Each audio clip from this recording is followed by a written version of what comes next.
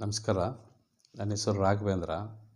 ನಾನು ಹನುಮಂತ ನಗರ ಸೆರೆ ಸುಮಾರು ಒಂದು 8 ವರ್ಷದಿಂದ ಹೋಗ್ತಾಯಿದ್ದೆ ಮುಂಚೆ.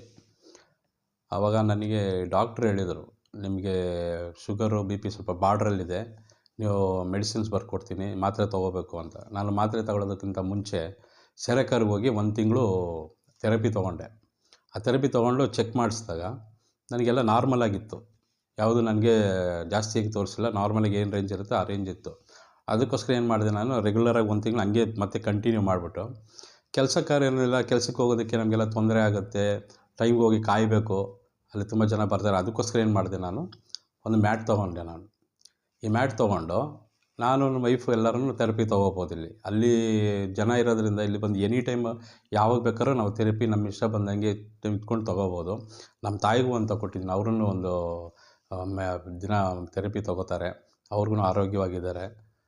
ಏನಂದರೆ ಈಗ ಸ್ವಲ್ಪ ಒಂದೇ ಸಲ ಇನ್ವೆಸ್ಟ್ ಮಾಡೋದಕ್ಕೆ ನಮ್ಮಂಥ ಮಿಡಲ್ ಕ್ಲಾಸ್ ಅವ್ರಿಗೆ ಸ್ವಲ್ಪ ಕಷ್ಟ ಅನ್ನಿಸ್ಬೋದು.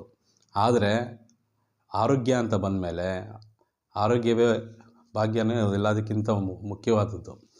ಹೆಲ್ತ್ ಈಸ್ ವೆಲ್ತ್ ಅಂತಾರಲ್ಲ, ಆ ಥರ ಆರೋಗ್ಯ ಚೆನ್ನಾಗಿದ್ದರೆ ಎಲ್ಲನೂ ಸರಿ ಇರುತ್ತೆ. ಅದಕ್ಕೋಸ್ಕರ ಏನು ಮಾಡಿದೆ, ನಾನು ಹೆಂಗೋ ಮಾಡಿ ಅದನ್ನು ತೊಗೊಂಡ್ಬಿಟ್ಟೆ. ತೊಗೊಂಡ್ಮೇಲೆ ನನಗೆ ಮನೆಯಲ್ಲಿ ಒಳ್ಳೆ ಎಕ್ಸಸೈಸ್ ಮಾಡೋದಂಗೆ ಇರುತ್ತೆ ಎಲ್ಲ ಬಾಡಿ ಎನಿ ಟೈಮು. ಬೆಳಗ್ಗೆಯಿಂದ ಯಾವ ಟೈಮಲ್ಲಿ ಬೇಕಾದ್ರೂ ತೊಗೋಬೋದು, ರಾತ್ರಿ ಬರ್ಬೋದು, ಬಂದರೆ ಇಲ್ಲಿ ತೊಗೋಬೋದು, ಒಂದು ತೊಂದರೆನೇ ಇರೋದಿಲ್ಲ.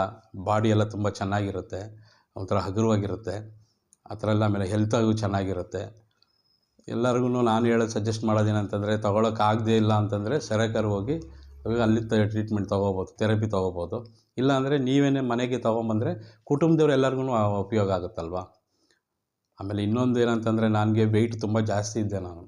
ಇದಕ್ಕಿಂತ ಈವಾಗಲೇ ಜಾಸ್ತಿ ಅಂದ್ಕೋಬೋದು ನೀವು. ನಾನು ತುಂಬ ಜಾಸ್ತಿ ಇದ್ದೆ, 10 kg ಕಮ್ಮಿ ಆಗಿದ್ದೀನಿ ಈ ಥೆರಪಿ ತೊಗೊಂಡ್ಮೇಲೆ. ಅದಕ್ಕೆ ನನಗೆ ತುಂಬ ಬೆನಿಫಿಟ್ ಆಯಿತು. ಎಲ್ಲ ಸೆರೆ ಕೇರ್ ಸ್ಟಾಫ್ಗಳು ಎಲ್ಲನೂ ಚೆನ್ನಾಗಿ ನೋಡ್ಕೋತಾರೆ.